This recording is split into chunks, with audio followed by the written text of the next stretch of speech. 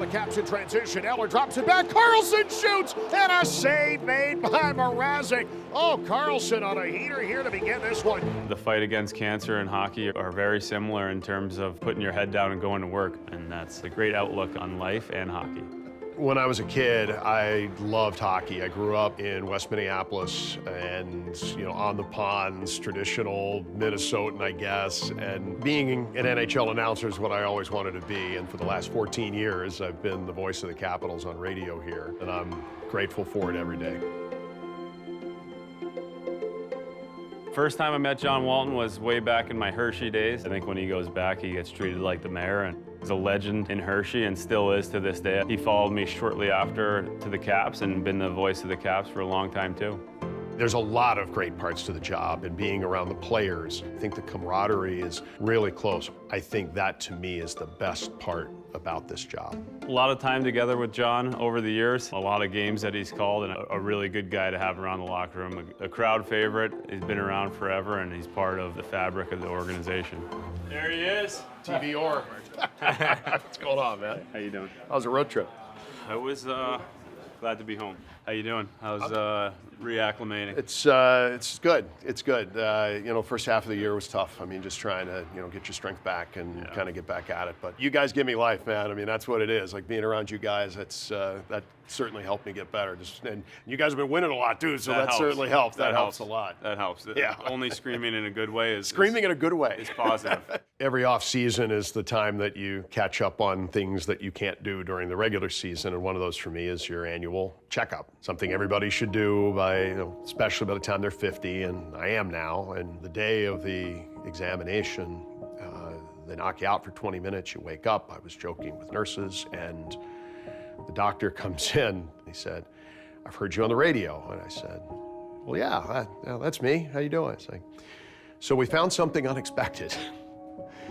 And he said, "You have colon cancer."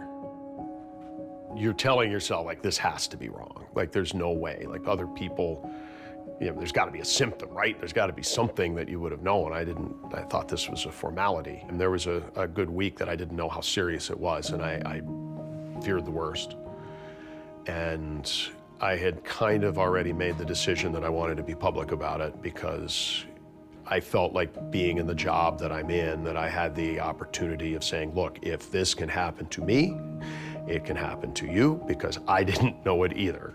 I heard from hundreds. I heard from John Carlson within a half an hour. And that support means the world to me because I felt like I wasn't by myself.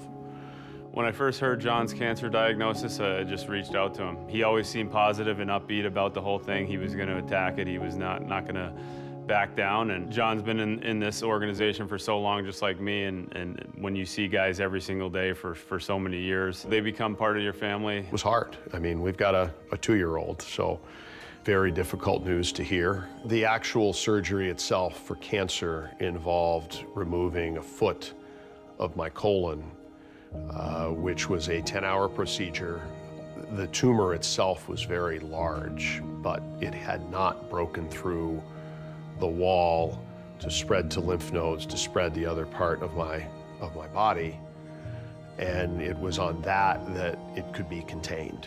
I struggled through the first half of the season, but my strength got better, and I finally got back to it, what I would call now 100%. I would sum John's journey up as expected, and I think that's the ultimate compliment for him. I think everybody knew what was ahead of him. Within days, he had a path with the surgery and prognosis and all that stuff. So being on the other side, we expected this great recovery and back working probably before he could even imagine, or before he was probably supposed to. That's who John is, and it was great to see.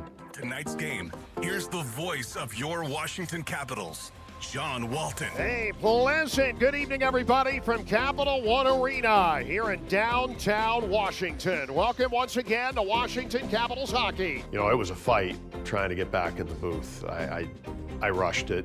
I probably should have punted on some preseason games, but it mentally, I think, was also valuable to be there and feel somewhat normal, even if I was not really ready, so to speak. But being able to watch a hockey game, talk about a hockey game, do something that I've done since I was 19 years old, it was better than any pain medication they were going to give me, just being able to be back in the booth and just kind of let the hockey wash over you. And Dylan Strome shot, he scores! Dylan Strome from the outside, from near center point. It's 1-0 Washington.